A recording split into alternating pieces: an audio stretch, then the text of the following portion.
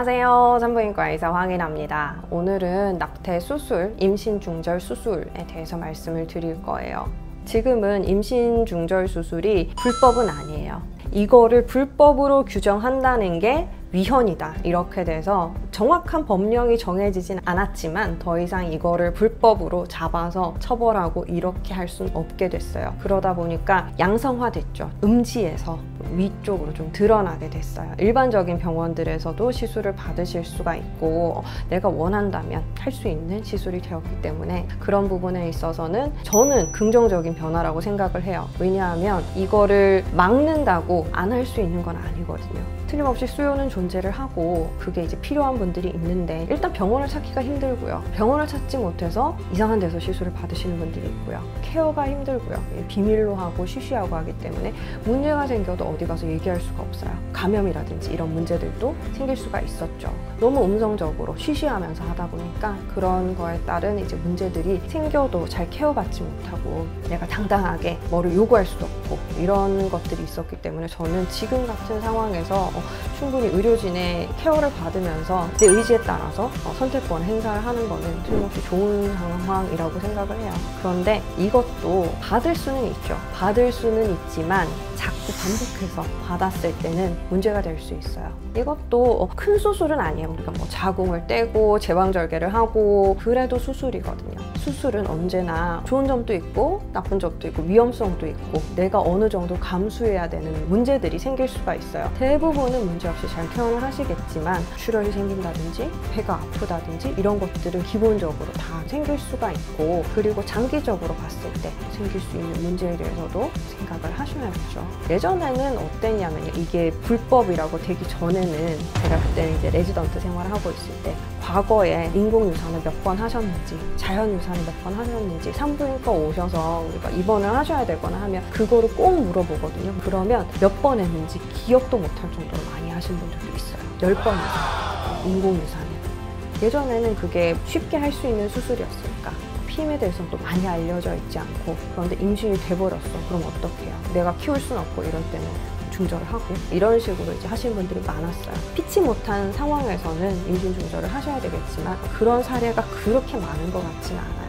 3번 이상 하고 이런 분들은 요즘 찾기가 힘들거든요. 그래도 그런 거에 대해서 좀 너무 쉽게 생각하시고 생기면 지우면 되지 이렇게 생각하시는 분들도 있어서 이 수술의 방법과 위험성과 여러 번 했을 때 생길 수 있는 문제에 대해서 알려드리려고 해요. 수술은 어떤 식으로 하냐면요. 자궁 안에 조그맣게 아기가 들어가는 집이 생겨 있어요. 얘가 뭐 사이즈가 크지는 않아요. 그런데 얘가 있고 자궁 내막이 이렇게 두껍게 얘를 둘러싸고 있어요. 폭신폭신한 자궁 내막 안에 얘가 들어가 있는 거거든요. 그러면 임신 중절 수술을 할 때는 보통 수면 마취로 진행을 해요. 질 쪽으로 접근을 해서 자궁 경부를 열어서 타고 올라가서 자궁 안에 있는 요거를 잡고 꺼내요. 간단하게 얘기하면 그런 거예요. 잡고 꺼내면 아기 집은 배출이 되겠죠. 그런데 이제 폭신폭신하게 두꺼워져 있는 자궁 내막은 아직 안에 남아 있잖아요. 그냥 놔두면 생이처럼 흘러나오게 돼요. 그렇지만 우리가 이제 수술할 때는 이거를 다 같이 제거를 해드려요. 긁어서 제거를 하는 방법도 있고요. 그냥 석션으로 빨아당겨서 제거를 하는 방법도 있어요. 저는 주로 석션을 사용을 하는데 이게 제거가 잘 안 된다든지 너무 들러붙어 있다든지 이러면 이제 긁어야 되는 경우도 생길 수는 있어요. 잘 뭐 접하기 쉬운 상황은 아니지만 이전에는 어땠냐면요. 요즘은 석션으로 하시는 분들도 많은 걸로 알아요. 그런데 옛날에는 이거를 큐렛이라는 도구가 있어요. 길쭉하게 생겨서 위에 이제 약간 이런 식으로 달려 있거든요. 그럼 얘로 이렇게 긁어내는 거예요. 자궁벽을 빡빡 긁어요. 그래서 안에 있는 걸 다 배출을 시키는 거예요. 우리가 어떻게 봤을 때는 아기집이 그대로 쏙 튀어나오는 경우도 있을 수 있겠지만 이게 터져서 어디까지가 아기집의 산물이고 자궁 내막인지 구별되지 못하는 경우가 있거든요. 그러면 이거를 배출을 덜 시켰는데도 불구하고 내가 수술을 종료해버린다? 이러면 남아있겠죠. 그러면 안 되잖아요. 그죠? 그래서 아기집도 배출을 시키고 자궁 내막도 그냥 깨끗하게 다 빼내서 자궁엔 아무것도 남아있지 않은 그냥 깨끗한 상태를 만들어 놓고 나오는 게 임신 중절 수술이에요. 그래서 그렇게 수술을 하셨을 때 보통 일반적으로 생길 수 있는 문제점은 자궁이 이렇게 커져 있다가 줄어들면서 혹은 이제 시술을 하느라 자궁 경부를 넓히고 긁어내는 이런 이제 작업들을 하다 보니까 배가 좀 아파요. 생리통처럼 배가 아픈 게 좀 있을 수 있어요. 그래서 진통제 같이 처방을 드리고요. 그리고 두 번째는 감염. 우리가 뭐 소독된 기구를 사용을 하고 장갑 끼고 이렇게 깨끗하게 그런 환경에서 시술을 하겠지만 몸 안에 밖에 있는 어떤 거가 들어가는 거잖아요.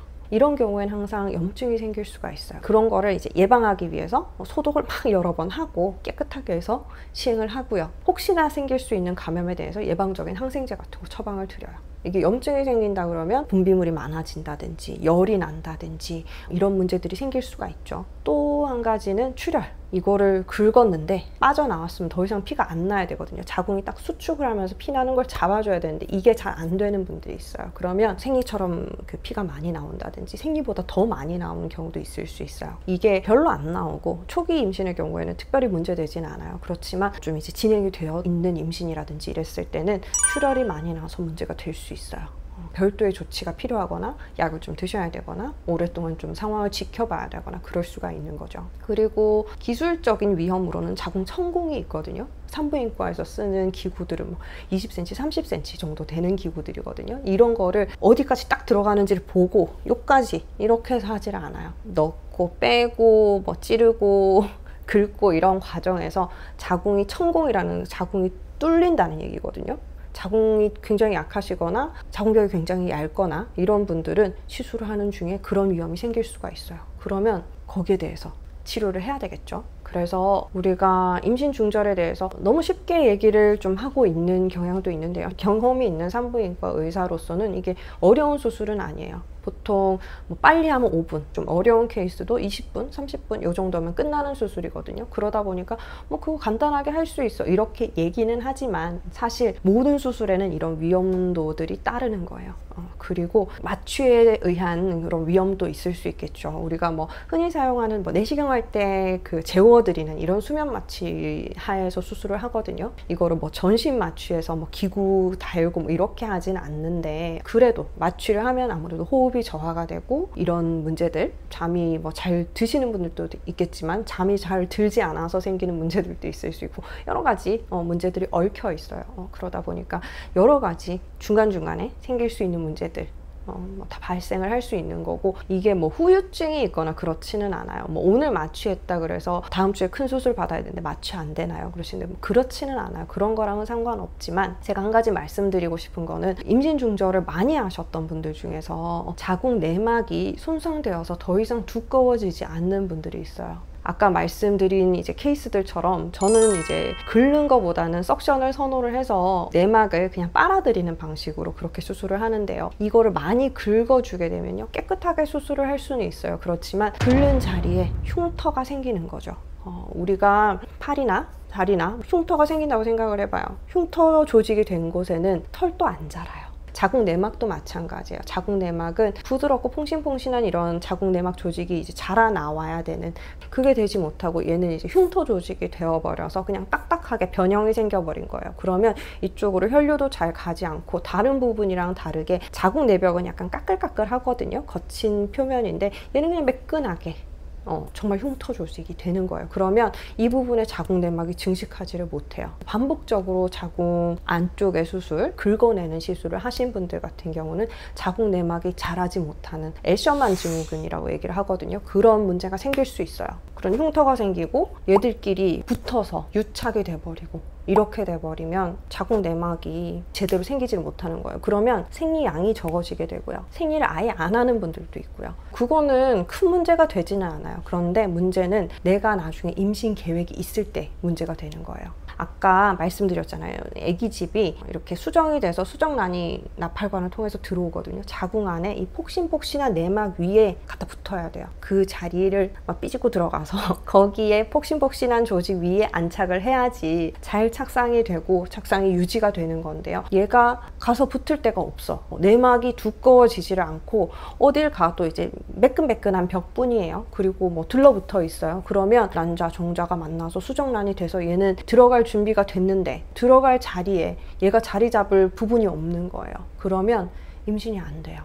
임신을 안 하고 싶은데 하는 것도 문제지만 임신을 하고 싶은데 너무너무 하고 싶은데 그게 안 되는 것도 문제죠. 우리가 보통 시험관 악이나 이런 것들도 자궁이 제대로 된 역할을 해줄 수가 있을 때 의미가 있는 거예요. 자궁 내막이 너무 얇거나 손상을 받거나 그런 상태 때문에 자궁 안에 아기가 이제 들어가서 착상을 하고 자랄 자리가 없다? 이러면 임신이 되지 않아요. 그럼 문제가 생기죠. 당장에는 내가 임신을 안 하는 게 중요하고 큰일 났기 때문에 수술은 받아야 되잖아요. 그렇지만 간단하게 생각하는 거는 문제가 될 수 있다는 거예요. 당장에는 문제 없죠. 나는 뭐 나중에 아기 안 낳을 거야. 이런 분들도 있어요. 그 시점이 됐을 때 내가 또 어떤 생각을 가질지 모르잖아요. 그죠? 제 친구도 학교 다니는 내내 자기는 비혼주의라고 했어요. 거의 30대 중반까지 아기도 싫고 나는 결혼 안 할 거고 평생 혼자 살 거다 이렇게 얘기했는데 제가 결혼하고 다음 해에 결혼했거든요. 남자 하나 만나더니 결혼을 한대요. 그리고는 아들을 셋을 낳겠대요. 아들로 셋을 낳겠다는 거. 중간에 딸이 끼면 몇 명 낳을 거야. 그런 욕심이 사람이 언제 생길지 모른다는 거예요. 그 친구도 평생 혼자 살 거라고 너무 당당하게 얘기해서 그렇게 살 줄 알았거든요. 아니에요. 여러분 지금 생각이 그렇다고 해서 내가 평생 똑같으리라는 보장은 없어요. 너무 좋은 사람을 만날 수도 있고 그 사람이 원해서건 혹은 내가 이 사람 닮은 아이를 낳고 싶어서건 아이를 원하게 되는 순간이 생길 수 있죠. 근데 그 순간에 아이를 낳지 못하는 상태가 된다면 굉장히 슬프겠죠. 그러니까 임신 중절 틀림없이 좋은 선택이고 할 수 있다는 옵션이 있다는 거 이거는 굉장히 좋은 거예요. 그렇지만 최대한 내가 원하지 않는 임신은 하지 않도록 그래서 이런 수술을 반복적으로 받지 않도록 관리는 하셔야 돼요. 요즘 좋은 거 많이 나오거든요. 피임약도 있고 판에 심는 뭐 임플라논, 자궁 안에 넣어놓는 뭐 제이니스 미레나 이런 것도 충분히 좋은 피임 옵션일 수 있기 때문에 그런 것들 잘 하셔서 원치 않는 임신 예방을 하시고 이런 수술에 대한 위험성을 좀 줄여가실 수 있도록 하는 게 좋겠어요. 오늘도 긴 영상 봐주셔서 감사합니다. 다음 시간에 뵐게요. 바이바이.